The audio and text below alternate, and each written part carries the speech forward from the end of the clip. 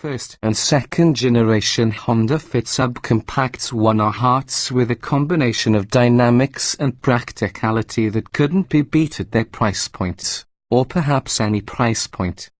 The pair racked up 7 consecutive 10 Best trophies, went undefeated in 3 comparison tests, and a 2007 model survived a 40,000 long-term test without, giving us a fit. With a new platform, engine, transmission, and look, the third-gen Fit was ripe for another go at our high-mileage test. In our hands, the 2007 had a per-mile operating cost of about 10 cents, and while we doubt the 2015 will be able to match that statistic, in no small part because the cost of fuel has increased in the last 6.5 years, it's going to be fun to see how close we can get. We will admit to some trepidation about how long it'll take us to accrue 40,000 miles, which takes just over a year for most vehicles. That's not any major fault of our Fit, but rather because it's notoriously difficult to persuade staffers to take little cars on long trips, no matter how much interior space they may have. It's also especially challenging to convince them to do so when we have stuff like an F-Type, a Corvette, and a Cayman in our fleet, as we do now. Small cars, and more specifically narrow small cars, typically tramline in highway ruts, and our Fit is no exception. In 2 months of service, the Fit has struggled to accumulate 3,000 miles. When it launched the 2015 Fit, Honda did so without the previous generation Sport trim and its dynamics-enhancing rear anti-roll bar. Instead, the latest Fit is offered in a pair of trims that are differentiated by their handling. This time around, a conventional automatic has been replaced by a continuously variable transmission, while manual transmission buyers get another forward gear for 6 in all. The stick shift is restricted to the bone stock LX model and the on-step-up X. The CVT and the XL is standard leather and available navigation and satellite radio. While leather is even available in a Fit is a head-scratcher for us, it kind of goes against the Fit's fun, basic transportation premise, but the transmission availability matrix made our choice easy. There is not a single factory option available on the Fit X, but you are at least allowed to choose exterior color. We spec'd G in blue paint because it reminded us of the old vivid blue, a color one editor who shall remain nameless for his protection likes so much that he had his 67 Chevelle sprayed in the Honda hue. Stepping up the $18,225 X from the $16,315 LX mostly means adding more electronic doodads, including the turn signal activated camera that shoots backward from the passenger side mirror, proximity entry and start, an upgraded audio system, and a 7-inch touchscreen. The X also gets a sunroof, and 16-inch aluminium wheels. We can already state unequivocally that if you're buying a Fit, the X is the trim level to get. Period. Honda prescribes no specific break-in period for the 130 horsepower, 1.5-litre direct-injected inland 4 or the 6-speed manual, but we still went easy for the first 1,000 miles before heading to the track for initial instrumented testing. Of the new Fits, we have only tested another manual model thus far, and our long-term proved to be slightly quicker. It turned in a 7.7 second 0 to 60 time and a 16.1 second quarter mile, improvements of 0.3 and 0.1 second versus the other 2015 test car. Stopping from 70 miles per hour took 181 feet for our long-term car, and the wee Fit held on to a 300-foot skid pad at 0.78 grams. We've taken the Fit as far as Chicago. The car returned 39 miles per gallon on that highway run, but our overall average is 33 miles per gallon thus far, one better than the EPA's combined estimate. The Windy City excursion proved that the Fit can still fit a whole lot of stuff in its 53 cubic foot cargo hold, A high school grad headed off to college in one of these should be able to get all of this stuff inside. As for complaints, there's the trammer lining, and, well, the side view camera came in for a 1.5-page logbook rant from a staffer who found it to be more distracting than helpful. On the whole, we're not particularly sure of its usefulness in our suburban environs, given that the Fit's outward visibility is excellent and a set of properly adjusted mirrors on any vehicle can eliminate blind spots.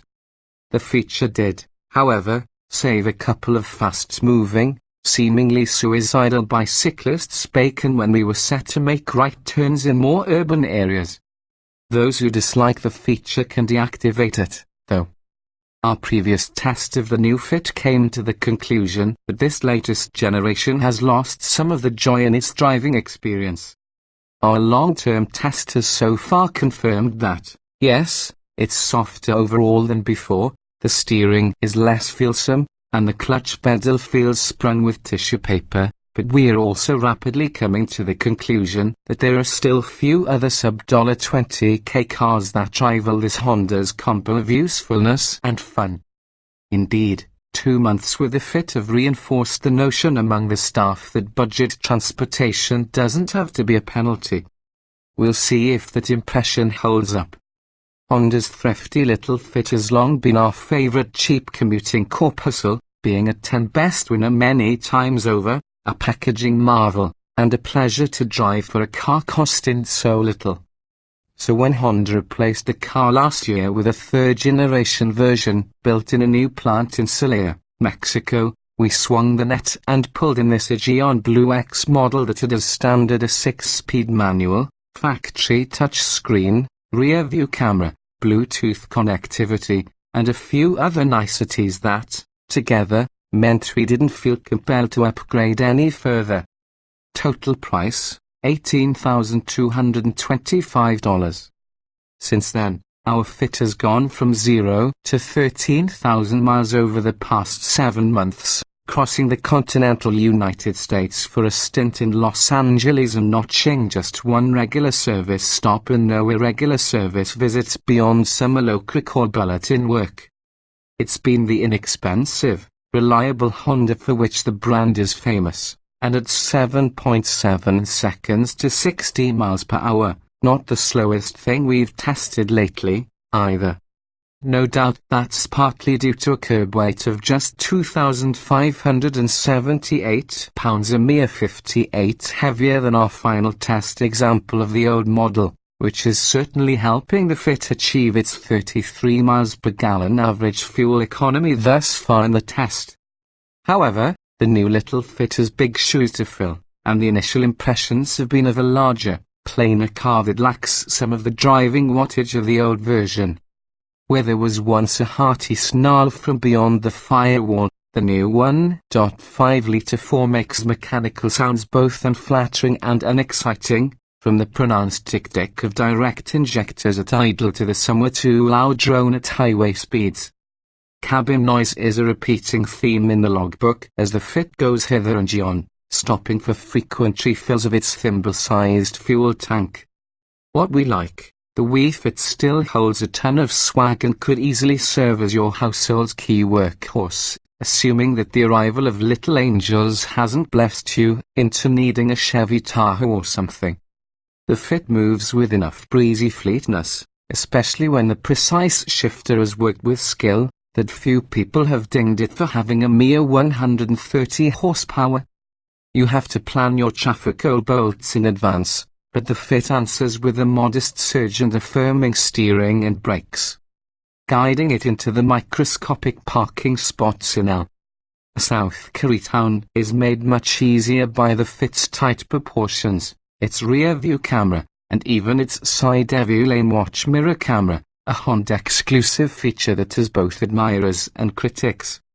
The critics say the camera, which comes on whenever you activate the right turn signal to show a view down the side of the car, is distracting. The driver can also disable it or switch it on at any time via a stalk-mounted button, while admirers like the extra blind spot visibility and assistance with close-quarter maneuvering.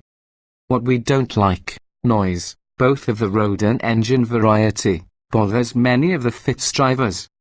At 80 miles per hour legal speed in some states and a probably won't top speed in most, the engine turns a frenetic 4,000 revolutions per minute, which gets sold on long journeys.